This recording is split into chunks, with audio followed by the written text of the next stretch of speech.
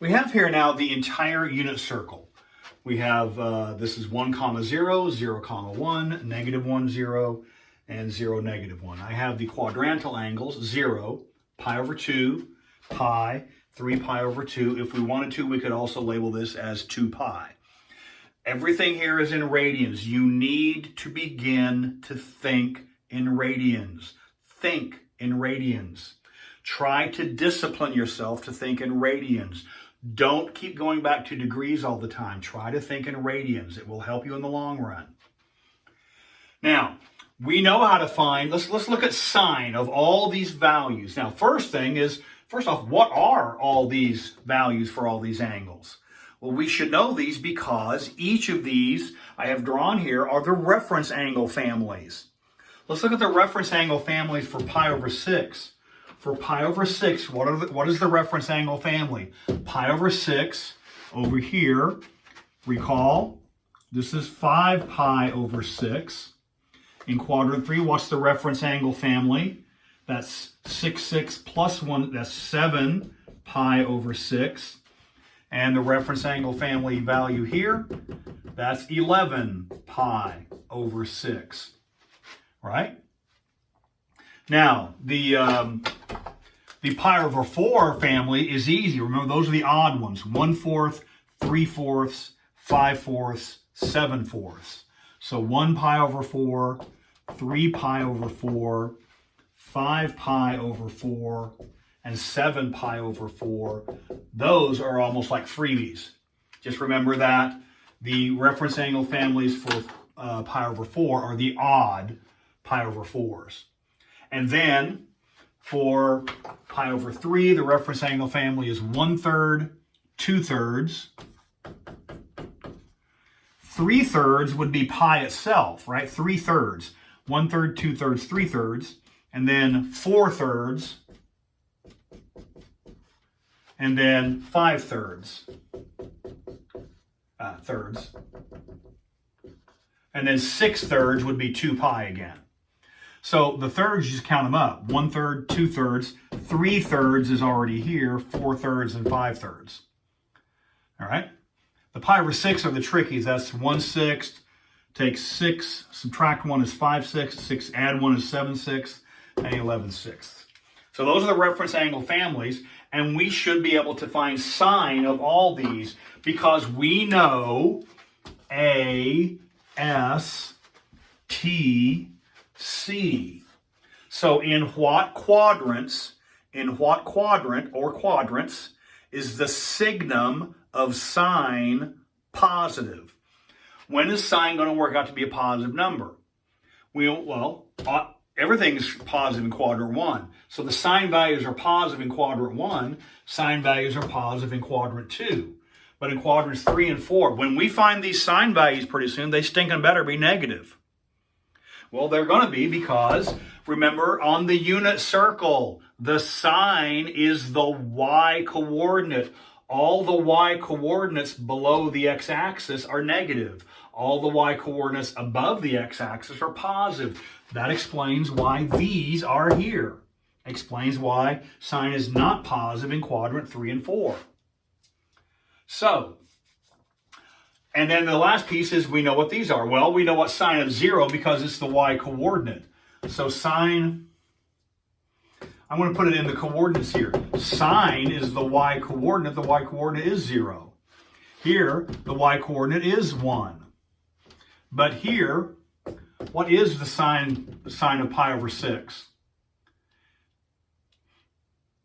Well, remember our rule? 0, 1, square root of 0, square root 1, square root 2, square root 3, square root 4. So they're all going to be over 2. Square root of 1 over 2. Let me get rid of this. These words are in the way here.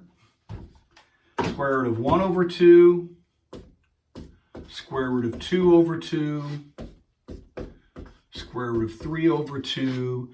And here I have it, the square root of 4 over 2, which is 1.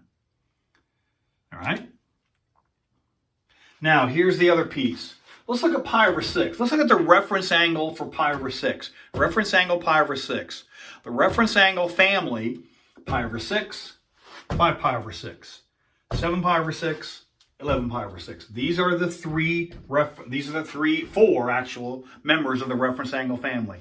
This is the rule that you need to set in your brain forever. This is the rule that you need to set in your brain forever.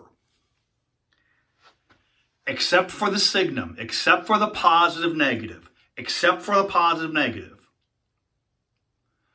Reference angle families always have the same function values.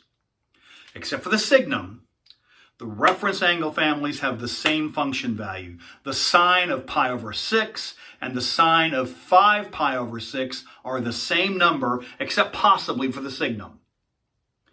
The sine of pi over 6 and the sine of 11 pi over 6 are the same number, except for possibly the signum. So we handle the signum because we know A, S, T, C. That's how we handle the signum. We know that this value, the y value, is going to be negative something because it's in quadrant 4. This y value is negative something. But the something is this. All the reference angle families have the same number except possibly the positive negative. And so 1/2 the y coordinate. Why am I putting it y coordinate? Because sine is the y coordinate. Sine is the y coordinate. Sine is the y coordinate. This is the y, so at 5 pi over 6, it is also 1/2, and it's positive because sine is positive in quadrant 2. Here, it's 1/2, but it's negative because sine is negative in quadrant 3. The only thing positive in quadrant 3 is tangent, and therefore cotangent.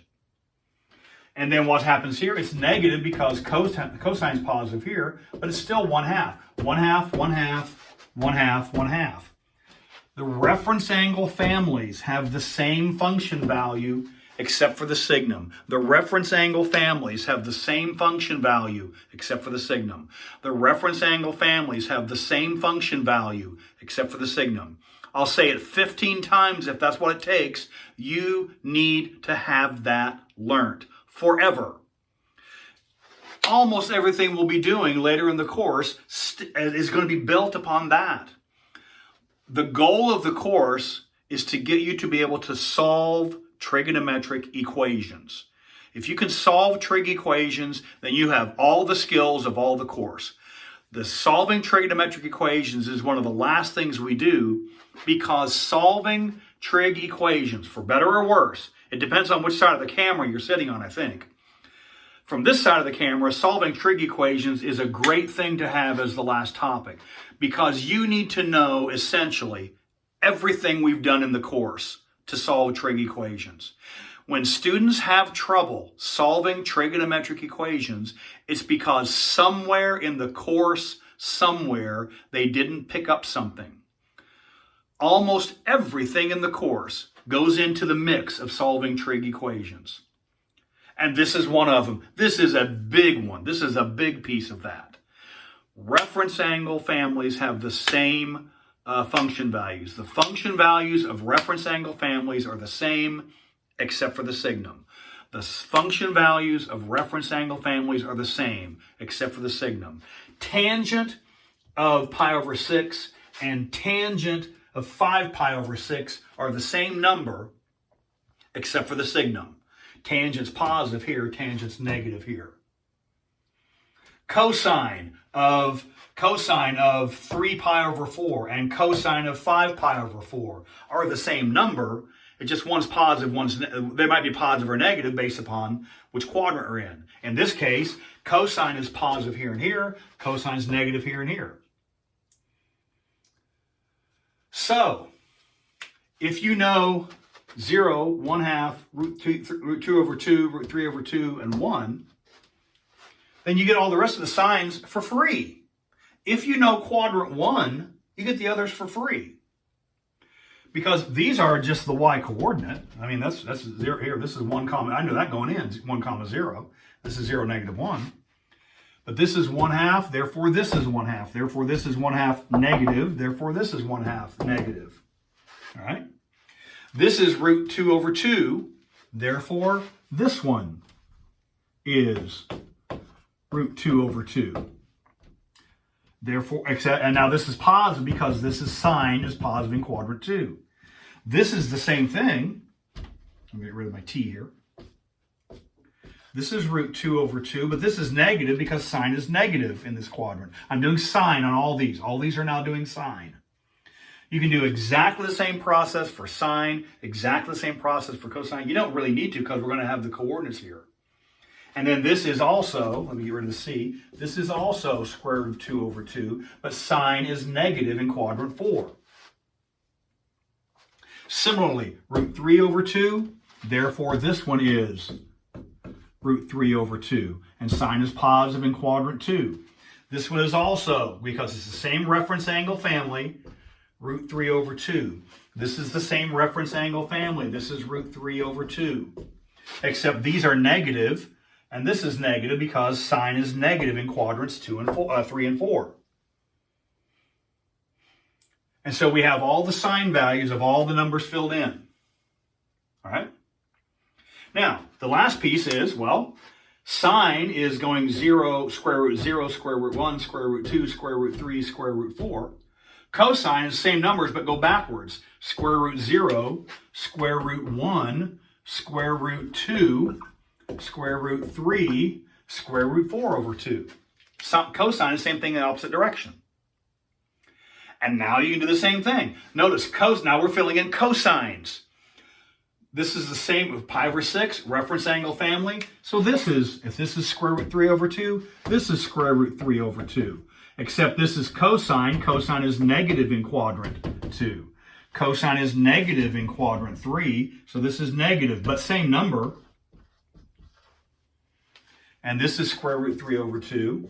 But this is cosine in quadrant 4. That's positive. All right? And so all the rest of these fill in exactly the same way. Pi over 4. All these are going to be root 2 over 2, root 2 over 2, root 2 over 2, because the function values of reference angle families are always the same. The function values of reference angle families are always the same, except for the signum. You take that into account separately. If we were doing tangent, if we were doing secant, secant of pi over 4 and secant of 7 pi over 4 are the same number except for possibly the signum. You take the signum into account separately. All right? So if this is 1/2, then this is also 1/2. Except that's cosine. Cosine's positive here. Cosine is negative here. Cosine is negative here. But cosine is positive here. And then last, we have our radical 2 over 2. Here is our negative radical 2 over 2. Cosine is negative in quadrant 2. Cosine is negative in quadrant 3, but cosine is positive in quadrant 4. So we have all the values of the unit circle filled in for sine and cosine. If you are given a, not if, when you are given this picture with all of these blank, all of these will be given to you but blank, you should be able to fill them in immediately. And I wouldn't try to be pretty with it. When I did this as a student, I didn't try to be pretty. I didn't try to make it snazzy. I didn't try to solve all the problems of the world. I just did it rote version. So this is sine, right? 0 over root 2. I'm sorry, square root of 0 over 2, square root of 1 over 2. So that's 1/2. I just went ahead and did 1/2. And then I did 1/2 negative, and I did negative 1/2. Just find one, fill it in. Find one, fill it in all 4. Find the other, fill it in all 4. Find one, fill it in all 4. Find the other, fill it in all 4. Don't try to do this one and then this one and then this one and then this one. You're juggling too many things mentally. Do one thing, get it correct, fill it in 4 times, then the plus and the minus. Get the next thing, fill it in 4 times, then fill in the plus and minus. And so if you do that, you should be able to fill in this unit circle. And then once you have it, then you can have that later in the course. you have that right by your nose. So on exam 3 and exam 4, on the final exam, you will have a physical copy of this right next to you as you're taking the exam. You can reference if you want. If you want cosine of 2 pi over 3, it's sitting right here. It's negative 1/2. Right? If you need sine of 5 pi over 3, sine of pi 5 is what it is. It's negative 3 over 2, or radical 3 over 2. So once you have this filled in, you get to have it right beside you, ready to fill in anytime you take an exam. So when you're presented with one of these, you should be able to fill those in lickety-split, very straightforwardly. It starts with a couple basic ideas. It's square root 0 over 2, square root 1 over 2, square root 2 over 2, square root 3 over 2, square root 4 over 2. That gives you the values for sine, which are the y coordinates. Cosine, same numbers, opposite order. And then reference angle families have the same function values, except for the signum, which you take care of, but using ASTC.